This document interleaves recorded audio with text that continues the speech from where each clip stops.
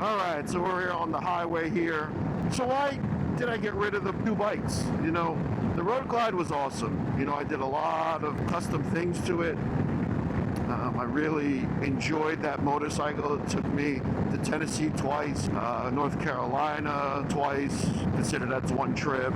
We did down to Florida. That bike was really awesome. I had it set up the way I really liked it, and it was big though. Especially when you do like local trips around town, or you just want to jump on the bike and go around town. It was a little big, a little cumbersome. I'm not saying it was like a Mack truck or something. Don't get me wrong. Being on any type of two wheels was always the best. But I put a lot of money into the motor. It was a stage 2 475 cam. I had a Bassani 2-in-1. Then I changed it over to a D&D 2-in-1. I had the HPI intake. The aluminum throttle body. I did a lot of motor work to it, and right off the bat with this bike, it feels the same as the Road Glide. Very responsive, pulls in the lower gears. It doesn't have the sound obviously because this is a stock bike. I literally have maybe 50 miles on this thing right now.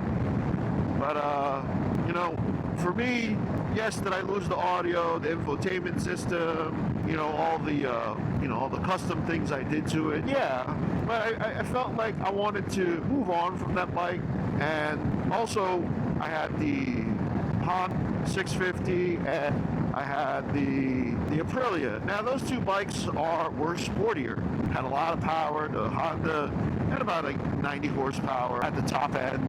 The Aprilia was even more of a beast. But those two bikes, they were nice for around here. You couldn't go long miles. Anywhere I go in New Jersey, north, south, east, west, just to get to nice open roads and not really, I want to say, really could push the bike into twisties and have fun with it, you got to travel at least 30 minutes to an hour away. They have a purpose in that place, and it just didn't fit my riding styles and my needs. That's basically it. Don't get me wrong. I mean, I could do a third gear, fourth gear pull on the Aprilia, and I'll be going a $120, But it is kind of, scary on that bike. And, obviously, you guys know I had an accident on that bike. It wasn't a high-speed accident. It was more of just like I hit some ice in the winter, and I dropped it, and I fell over, broke my collarbone. So, I didn't want to say it scared me. I have a ton of respect for those sport bikes. But, like I said, it didn't really fit my riding style or my riding needs.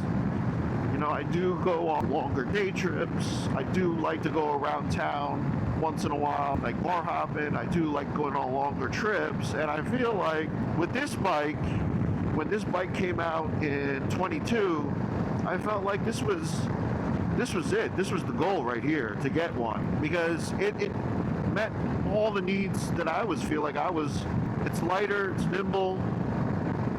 It has power. Am I going to put some crazy, power into this? No. I think I'm just going to keep it as is.